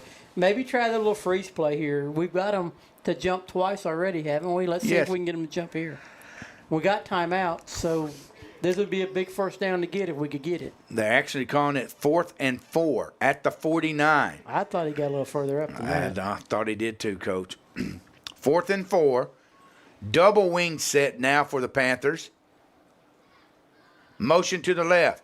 And that time, Coach, we jumped. Yeah, that's killer. So that's 4 penalties for the Panthers for 20 yards. And that was big. Yeah, I think it puts our punt team in the game, doesn't it? It makes it from 4th and 4 to 4th and 9, and that definitely changes the perspective. 6:20. I mean, you got to go for it, man. It's 6:20. They're going to get the ball. Hopefully they won't here, but don't give them the ball unless you just have to. Yeah, it just looked like they changed out a lot of personnel. That's why I thought we were kicking. Well, yeah. You may be right, Coach. We are. It's Willoughby's back deep. Nobody, well, they got a single guy back near the 26. We're close to being offsides offensively. They're offside. Well, they're offside. There's the back, so we're going to get the 5 back. Yeah. We were offsides, We had plus 2 they were guys offside. So who are they going to call offsides on? Well, they was penetrated on the them. neutral zone. Yeah, Yes. well, the key is until we snap it, we're not officially offside. So they hit the neutral zone before we snapped it. Hey, man, we got to go for it here. Change your personnel out, Coach. Unless he's planning on punting them deep and holding them back. Let's see what he does. You got 3 timeouts. Here comes the offense, Coach. You may want to call timeout. Don't get a delay here. Yeah, they don't run the little clocks on the side, do they? Where you can keep up with the time. I think I just heard a whistle. I don't know. I see Mr. Gross telling them, let's move on here. The man in the white hat, who has officiated about 4 state championship games, by the way. Does a fine job officiating. I know a number of guys in the white hats out there. Johnny Morris, Kurt Klein, Dwayne Gross. Single wing set. Motion to the far side. Trying to snap it. Trying to have them jump off sides. And this time I think we do take a timeout. Nope. We get a delay of game. Well, we're right back to the same drawing board, Coach. It was 4th and 9. Yeah, they'll probably flip the punt team back in, I guess. I don't know. I didn't mind a freeze type of play, but we were just so lackadaisical trying to do it. Does that make sense? Yes. So it didn't fool them at all. I mean, we wasn't on the line enough to even make them think that we were going to run a play. Maybe that was one of those moments you should have used your timeout and saved the yardage and be able to run the play. I'm not going to second guess. You're just saying. I'm just saying. So now the Bucks looks like they will receive the punt. We're back at 4th and 9. We're offsides here. There we go. Oh, my goodness. A bad snap to the 25. Did they over-pursue? No, they didn't, and that's where they're going to be tackled, and the Bucks are going to have a short field at the 25. And, again, Coach, we have some problems on the special teams. Yeah, low snap went right between his legs, and he picked it up and tried to get something out of it, but it didn't work out. We're going to take a timeout. We got an official timeout with an injured Buccaneer on the field. We'll be back. You listen to Panther Football here on the Portland Sports Network. From phones and laptops to toys and tools, many of our favorite things run on batteries. But when tossed in the trash or recycling bin, these batteries can spark intense fires that are nearly impossible to stop. Battery fires are happening more often. They've destroyed homes, burned down garbage trucks and recycling centers, and, tragically, taken lives. When a facility goes up in flames, trash and recycling services can be shut down for weeks or even months. The good news, battery fires are easy to prevent. Just remember, never throw batteries in the trash or recycling bin. Always tape the ends and drop them off at a safe collection site or mail them in using a certified return box. Hey, this is Chris Rippey, 1997 graduate and Portland High School Hall of Famer. You are listening to PHS Football on Portland Sports Network.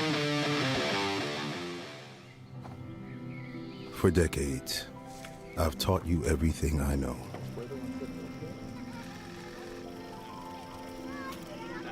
How to safely build a fire. How to control the flames.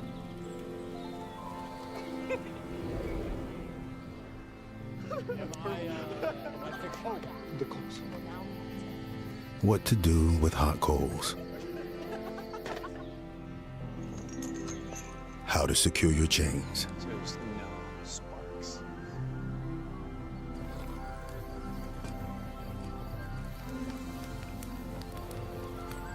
But I can only teach wildfire prevention. Only you can prevent wildfires.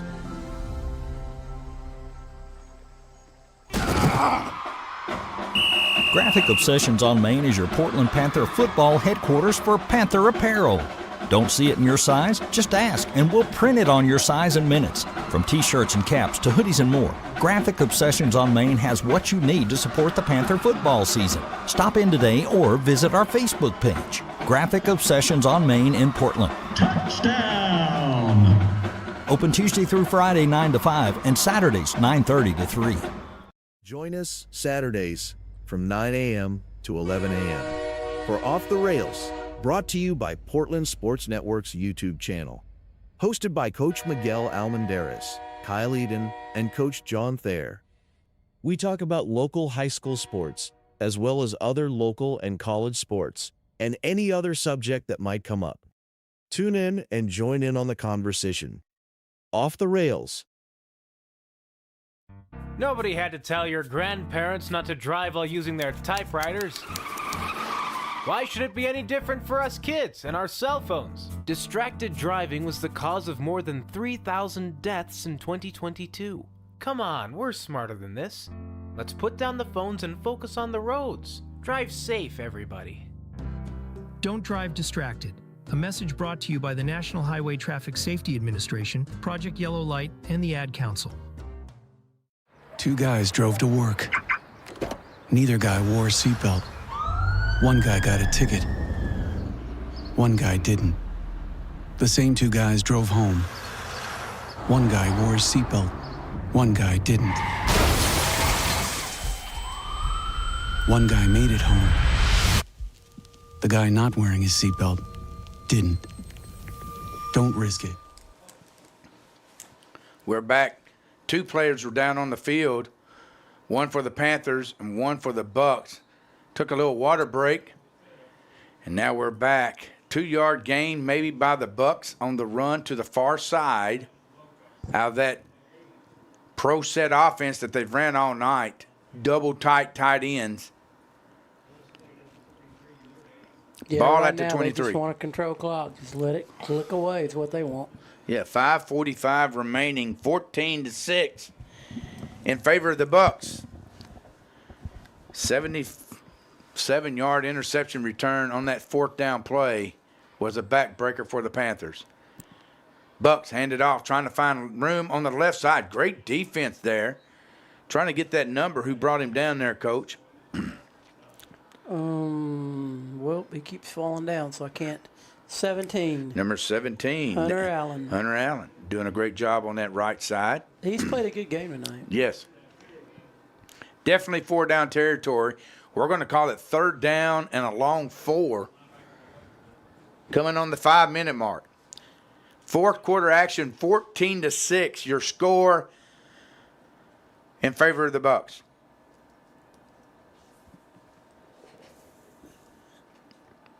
Pro set once again, double tight, receiver on the far side.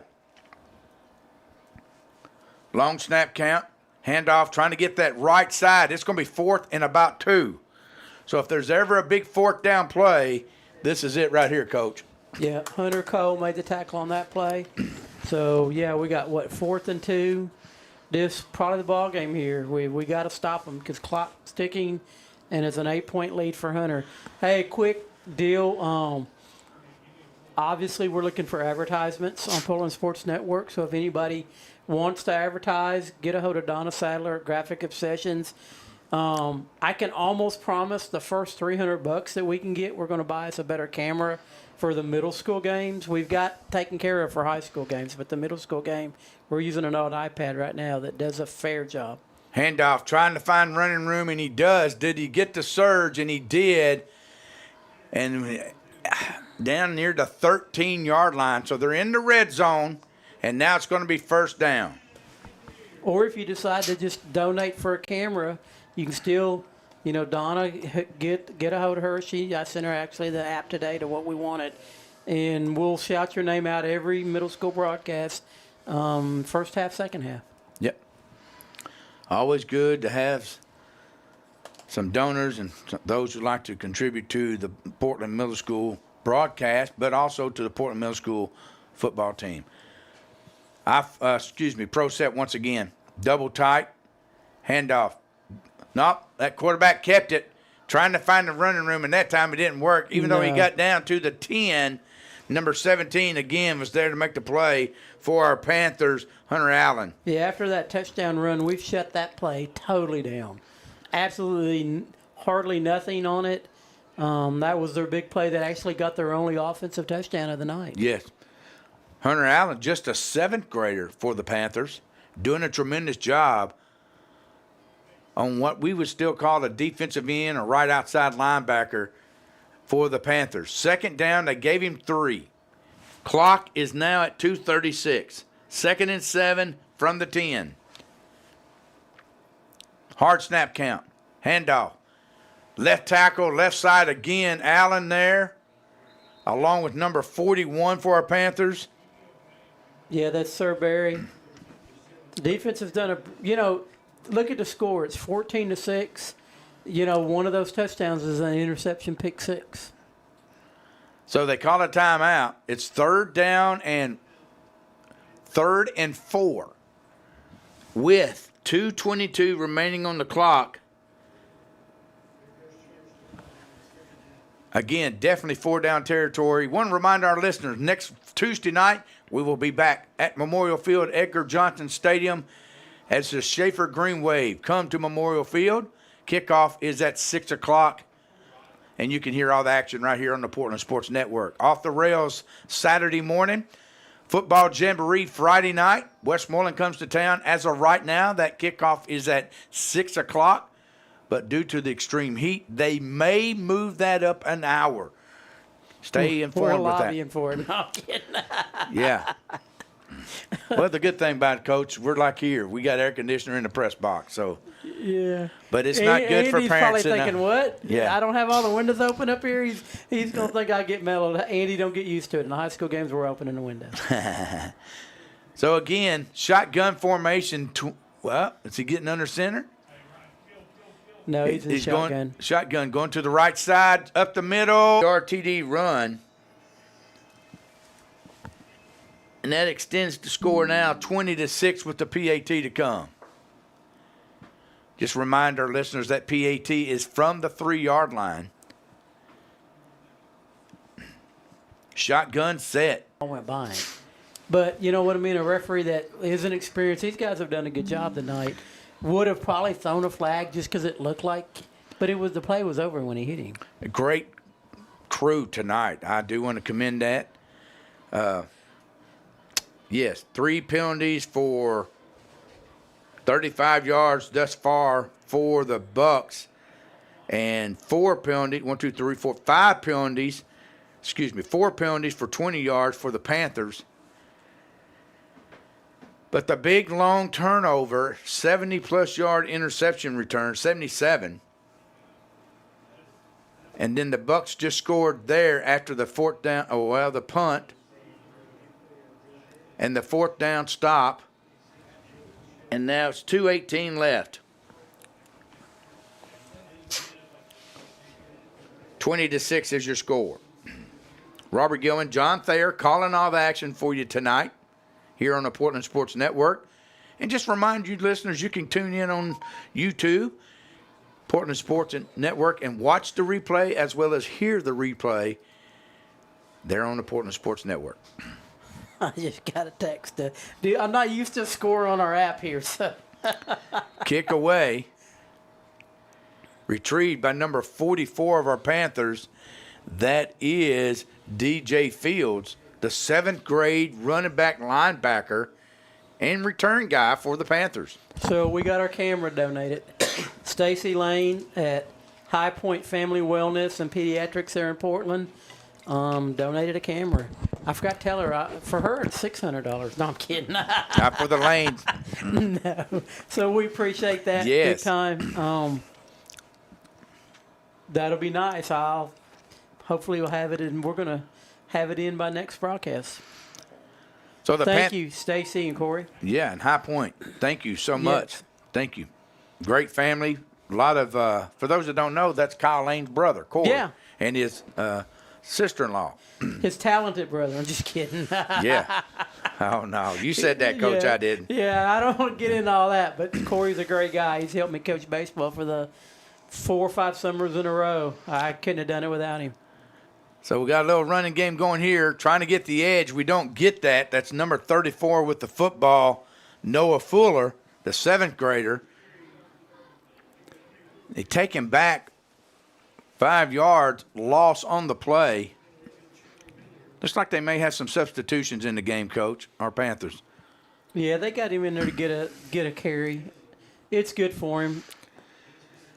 Yeah, here comes some replacements in for the Bucks. Clock is at 1:46. Panthers lead. The Buccaneers lead 20-6. I can tell you this: Stacy not only did the scorekeeping for us, she did a great job. But whenever one of my players or any player got injured on the field, knowing that she was going to be there, watching out on that was huge. Single wing setup, pressure, dishes it out in the flat. And didn't even have enough time to turn around. Yeah, no, he had to get rid of it as quick as he could, so that was just didn't work out at all on that play. But if he'd held on to it longer, he'd have got sacked. Burnett was the intended receiver out of the backfield for the Panthers. Clock does stop with the incomplete pass, but it is 3rd and a long 12 here from Shaka Island. 20-6 is your score, 1:20 left in favor of the Bucks. Again, we'll be back at Memorial Field next Tuesday night, taking on the Schaefer Green Wave. Should be a great matchup there. Yep, and we'll be at the Jamboree Friday, live video, the video you're used to seeing on the Quarterback Club TV when it goes on TV and their website. We're going to sync that in, and it's going to be streaming during the high school games. A toss that has now fallen to the turf, and when I'm saying fallen to the turf, I'm talking about a loss of about 18. Unfortunately, he tried to run before he caught the ball, and it took a bounce back toward the Buccaneer end zone. And now, ladies and gentlemen, it is 4th down and a country mile at the 28. The clock is running with 52 seconds. They have to get to the other 43. Yeah, I'm sure we're going to So be let's a do the math formation there. here, aren't we? 3, 8. While you're figuring that out, shout out to Brandon Roberts. He's the guy who worked, but he's who does the video for the Quarterback Club. Yeah. And he works for the city of Portland, but he helped me last week get that figured out, and I think it's going to be a sweet stream. 4th and 27, and somebody takes a timeout. We're going to just keep it right here. Yes, Brandon has done a tremendous job videoing the games for a number of years, making the broadcast happen for a number of years. Back in the day of Collins and all those guys that did it. Yeah, man. And I'm real proud of what we're pulling off here because now we're getting audio and video. Yeah. Same night. You're watching the game live. It may be, a 2-second delay or something because that's just the way internet and all that works. But yeah. I just think that's totally cool. The people who can't make the game, it's going to give them a real good feel for what's going on, and they're going to get to see it and hear it. So I think that's neat. And when you're talking about past broadcasters, John Collins, Dale Wicks, Scotty Klein, some great guys who have called the Panthers for a long time. Punt was low. It is kicked away and retrieved at the 48, trying to get the edge. Stop, looking upfield, trying to find a little running room, and finally brought down at the 42-yard line with 14 seconds. So I'm looking at victory formation here for the Bucks. And the Panthers fall to 0-2. And Bucks 1-1. Unless we have a Meadowlands miracle right here off of Shaka Island. Yeah, I would say that ain't going to happen. But, I there's a lot to draw on these games. We're right in it. Take 6 points off the board on the pick six. The last touchdown they got, it was pretty much we gave them the ball in a spot that was almost impossible to think you're going to defend it. So I just see better things happening with this team every week. I agree 100%. Snap here. They're going to kneel it, and that should be your ball game. As the clock winds down from Shaka Island, your final score, Bucks 20, your Portland Panthers 6. You're listening to Panther Sports Network. We'll be back with our final statistics and analysis in the post-game wrap-up show right after this. In the city or in the woods, help keep America looking good. Give a hoot, don't pollute. Brought to you by the U.S. Department of Agriculture's Forest Service. From phones and laptops to toys and tools, many of our favorite things run on batteries. But when tossed in the trash or recycling bin, these batteries can spark intense fires that are nearly impossible to stop. Battery fires are happening more often. They've destroyed homes, burned down garbage trucks and recycling centers, and, tragically, taken lives. When a facility goes up in flames, trash and recycling services can be shut down for weeks or even months. The good news, battery fires are easy to prevent. Just remember, never throw batteries in the trash or recycling bin. Always tape the ends and drop them off at a safe collection site or mail them in using a certified return box. Hey, this is Chris Rickard, 1997 graduate and Portland High School Hall of Famer. You are listening to PHS Football on Portland Sports Network.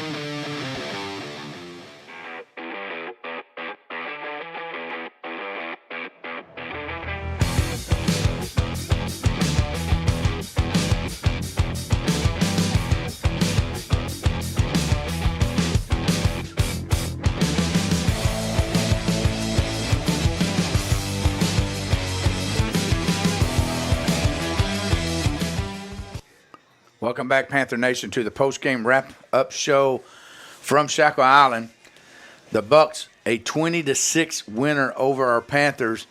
And, Coach, we've talked about this the last 2 weeks. 2 big plays has made really a big difference in the outcome of these 2 ball games.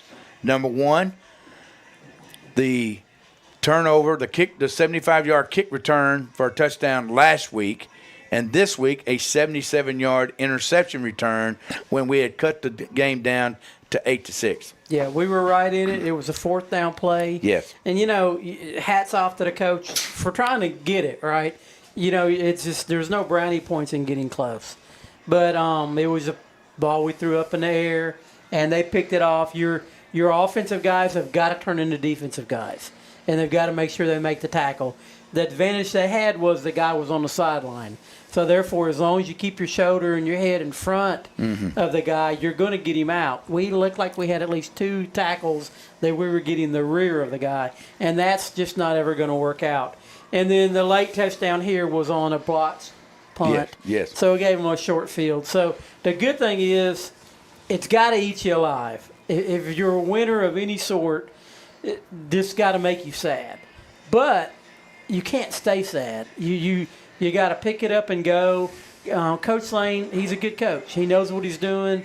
You know, I'd love to sit down there right now and listen to the talk, because I still think it's early enough in the season that you can be hard, be positive at the same time, but you don't want to talk down to them like, oh, we're okay, we're great, we're going to be good. Tell the truth. Say, look, guys, we got some work to do. What do you guys want to do this season? Yeah. We got a good football team. Good. We've got a few things that we need to work on. You tell me, what do you want? Do you want to just keep coming out here and losing close games and get a brownie point at the end of the deal, or do you want to pick it up and have a good season? And our last 4 games are the games that are going to dictate if we're going to get a chance to win a championship or not. Absolutely. So you want to be hard, but you want to be positive all at the same time. And there's no doubt Coach Lane's going to take care of that. Well, one thing we can see, Coach, that we haven't seen in the last couple of years is this team is competitive. Both these teams have struggled the last couple of years. You know, most of the time they've had a running clock in the third quarter. They're struggling offensively. I mean, we're putting points on the board. Our defense is doing a fantastic job. It's those little moments that can dictate whether or not the mojo is going to shift this way or it's going to shift the other way. And there's been moments we've shifted that mojo, but then there's moments we'll allow them to shift it. And this time, again tonight, an interception, late touchdown is the difference. 20-6 is your final. Right, and right now we got like a 2-headed monster going on offensively. You know, it's either Willoughby or Burnett, and teams are knowing that. So we're going to have to somehow or another find a little different wrinkle somewhere. Yep, and they're stacking the box on that too, Coach. They are stacking the box on it. So, I don't know what the wrinkle can be. I would have some ideas, but I'm not coaching anymore, so there's not my ideas to have. But they do need to figure out a different type of wrinkle just to give another option, so to speak. So they'll get it taken care of. Game stats, Portland Middle School, 22 plays, 44 yards. In the fourth quarter, Portland ran 3 plays for minus 38 yards. Hunter Middle had 30 plays for 150 yards. So, like I said, we're right there. I think we need another twist somehow or another in the game. I'm not saying passing. That's not even what I'm coming close to. But another set of hands that can run the ball hard just to kind of give them something else to look at. And defensively, I think we're doing okay. You can't do anything about the pick six and the late deal. I think the game was over. The kids aren't stupid. They just kind of knew it, and Hunter closed the door on them when they had short field position. That's right. Remind our listeners, next Tuesday night we will be at Memorial Field Edgar Johnson Stadium. The Schaefer Green Wave come to town. Right now, the Panthers find themselves at 0-2. The Bucks now at 1-1. And we'll have the updated scores and information for you next week regarding Schaefer. But right now, Coach, on behalf of John Thayer, Robert Gilman, everyone who makes this broadcast possible, we say thank you for tuning in to the Portland Sports Network. Final score from Shaka Island, Panthers fall 20-6 to the Bucks. Until next time, Panther Nation, have a great night and God bless.